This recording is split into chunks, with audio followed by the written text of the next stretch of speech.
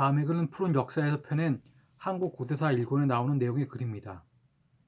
현도고를 축출한 뒤 고려 지역의 여러 집단들은 압록강 유역에 일찍 자리를 잡고 있던 소, 노 집단의 장을 왕으로 삼아 연맹체를 형성했다.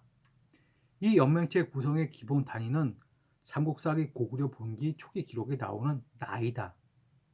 나는 근이 노, 내, 납과 통하고 내천이나 양 등으로 기술되었다. 이 나는 만주어로 나, 일본어로 나, 여진어로 나하의 발음으로 표기되며 내천을 뜻한다. 이들 나 집단은 기원전 3세기 이후 압록강 유역의 철기 문화가 보급되고 사회 분화가 진전되는 과정에서 유력한 친족 집단을 중심으로 압록강 유역의 천병과 계곡 지역에서 성장한 지역적 정치 단위이다. 그리고 국가 형성 단계로 본다면 국가 형성 이전의 지원적 소옥이라고 할 수 있다. 당시에는 이러한 지역 정치 집단을 형성한 큰 촌락이나 성을 홀, 골, 구루라고 지칭했다. 이 음을 한자로 표기한 데서 고구려의 구려라는 명칭이 비롯되었다. 고구려 명칭은 구려, 앞에 미칭으로 고를 추가한 것이다. 위의 글은 여러분들이 싫어하시는 송호종 교수님의 글입니다. 송호종 교수는 강당 4학기를 대표하는 고조선 역사의 권위자입니다. 그래서인지 재학 4학기의 주장에 동조하시는 분들에게는 송호종 교수는 거의 공적 대상 맨 앞줄에 자리 잡고 계신 분일 것입니다. 그렇다면 강당 4학기의 주장에 동조하시는 분들의 지지라도 받으셔야 할 텐데 선뜻 나서시는 분도 없어 보입니다. 그런데 이분도 여러 차례 대상과 부딪히면서 내공이란 것이 생긴 듯 하십니다.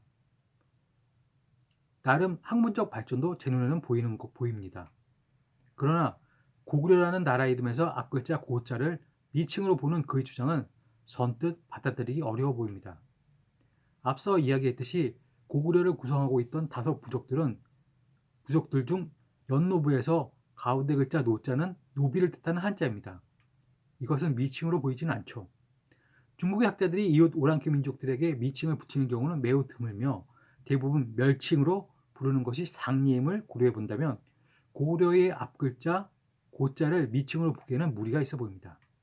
그보다는 높을 고자로 보고 높은 지역에 사는 고려라고 해석하는 게 더 타당해 보입니다. 즉 고하에서 고자가 아니라 고저에서의 고자로 보는 것이죠. 이는 연나라 장수 진계가 요소 요동을 정벌하고 설치한 5개 군들의 이름만 봐도 쉽게 추정이 가능합니다. 우부평을 먼저 보자면 이는 북평의 우측에 있었다는 이야기일 것이고 북평 또한 북쪽의 평지 정도로 이해됩니다. 즉 북평이라는 지명 앞에 좌우에 우자를 붙여 우측에 있는 북평군, 즉 우북평군이 된 것이지요. 그리고 상곡군에서 앞글자 상자는 상자 또한 윗상자로서 윗지역의 골짜기로 해석됩니다. 그리고 요동군과 요소군은 요하를 기점으로 해서 좌우 동서 지역을 관장하는 군현의 지명이 되는 것입니다. 그러므로 고구려에서 앞자 고자 또한 위칭이라기보다는 지역의 위치 특성을 나타내는 글자로 보는 것이 더 이치에 합당할 것으로 보여집니다. 그리고 송호정 교수께서는 홀이나 골 그리고 구르를 뭉뚱그려 큰 촌락이나 성읍 정도로 이해하고 계신 듯한데 피차 일반이겠지만 이 또한 다소 자의적인 해석이 아닌지 의심이 듭니다. 홀이나 골이 촌락을 한다는 것에 대해서는 일단 동의합니다. 고구려는 산지에 털을 잡고 있었다는 삼국지 위서 동의전 고구려조에서 그에 대해서 이야기하고 있기 때문이죠. 높은 산과 깊은 계곡이 많고 평원과 호수가 없다. 산과 계곡을 따라 거주하고 계곡물을 마신다.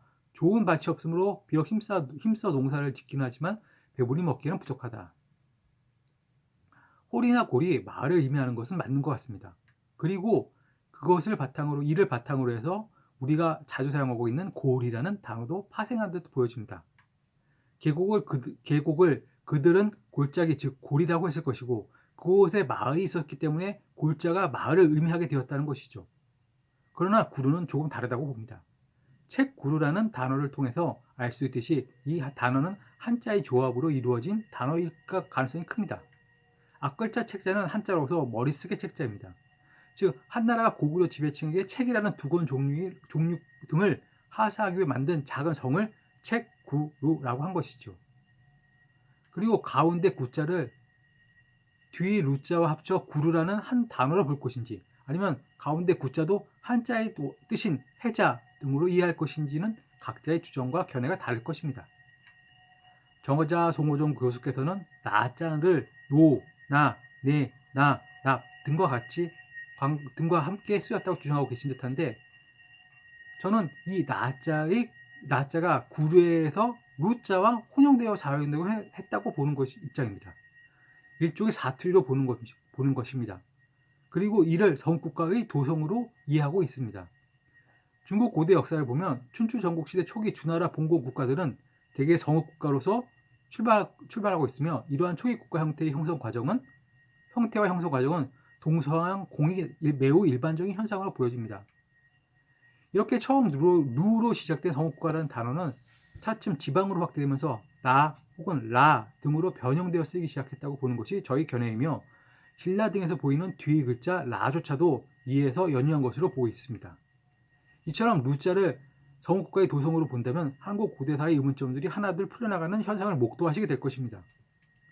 우선 위서 동이조 한조에 등장하는 국가들을 먼저 보자면 자리모로국, 구로국, 염노국, 사로국, 만노국, 천노국, 막노국 등이 있었습니다. 나는 고구려에서 쓰이던 루가 남쪽으로 내려와서 처음에는 로자로 변형되어 사용되기 시작한 것으로 보고 있습니다. 그래서 이처럼 무슨 로국이 등장하게 되는 것이지요. 이는 마한에 해당합니다. 그리고 다음으로 위서동이전 변진조를 보자면 변진 반노국, 변진 락노국, 변진 갑노국, 호로국, 변진 동노국, 사로국 등이 있습니다. 이들 국가들이 바로 로로 변형되어 이름 지어진 나라들이라고 저는 보고 있는 것입니다. 그런데 마한에서 더욱 남쪽 지방으로 내려오면서 이 루가 로로 변했다가 다시 나나, 사나, 야 등으로 변한 것으로 보여집니다. 이는 각 민족들이 선호하는 모음이 오나 우에서 아로 바뀌면서 자연스럽게 변한 것으로 보고 있습니다. 일종의 사투리인 것이죠. 여기서 우리가 흔히 국가라는 한자의 원 우리나라 말인 나라가 파생된 것으로 보고 있습니다. 그래서 변진에는 불사국, 변진 구사국, 변진 안사국 등이 등장하게 되는 것입니다. 그리고 이 같은 흐름은 바다 건너 일본 열대까지 다다르게 됩니다. 구사한국이 그럴 것이며, 말로국, 이사국, 민호국, 전호국, 손호국, 환호손호국, 귀노국, 운호국, 노국, 군호국 등도 모두 그 연장선상에서 이해됩니다. 고구려에서 처음 시작된 성읍국가라는 정치체제가 마한에서 변진 그리고 바다 건너 외까지 연계된 것이죠. 그렇다면 이러한 의문도 가능할 것입니다.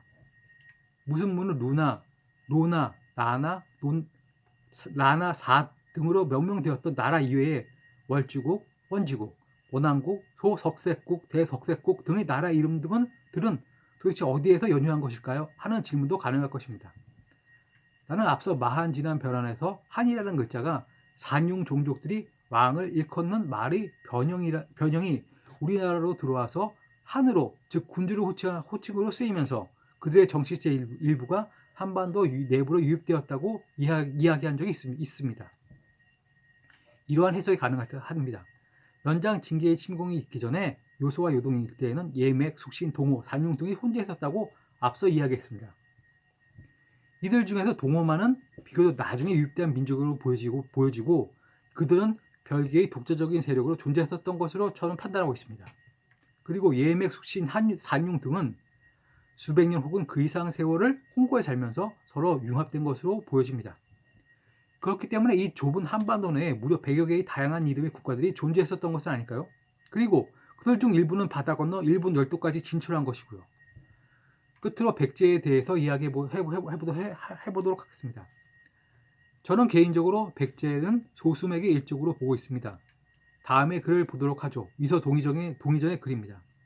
또 소수맥이 있다. 고구려는 나라를 세울 때 대수, 압록강에 의지하여 거주하였고 서한평 북쪽으로 소수 동가강 있어 남쪽으로 흘러 바다로 들어간다. 고구려 다른 성이 소수에 의지하여 나라를 세우고 그 이름을 소수맥이라고 하였다. 소수맥은 좋은 활을 생산하였는데 이른바 맥궁이 그것이다. 저는 기본적으로 고구려를 예족계열로 보고 백제를 맥족계열로 보는 입장입니다. 그럼 백제라는 이 나라 이름도 맥 혹은 박에서 기원한 것으로 보고 있죠. 즉 박이라는 나라 혹은 민족 이름 뒤에 제 또는 지라는 박을 수식하는 글자가 결합된 것으로 보는 것입니다. 이는 아마 성씨의 시자가 나라 이름으로 쓰이면서 박씨, 즉 박지가 되고 다시 백제로 변한 것이 아닌가 추측하고 있습니다. 즉 백제는 박씨들의 나라라는 것이죠. 월시족이 월지가 되는 이치입니다. 송악의 유역의 부여에 살던 고구려의 주몽은 맥족이 살던 압록강 유역으로 도망쳐 오게 되고 그곳에서 맥족 계열인 소수맥과 조우하게 됩니다. 그들이 힘을 합쳐 고구려를 건국하게 된 것으로 보는 것입니다. 그러므로 소선호는 소수에 살던 맥족의 이름으로 보고 있으며 연노부, 전노부, 순노부, 관노부에서 연노, 전노, 순노, 관노처럼 소선호로 보는 것입니다. 이는 처음에 소수에 살던 소수노에서 소선호로 변한 것인지 아니면 처음부터 소선호였는지는 알 수 없지만 여하튼 소선호는 여자 이름이 아니라 부족 이름 같습니다. 그러므로 소선호는 소선호 출신의 여자라는 것이겠죠.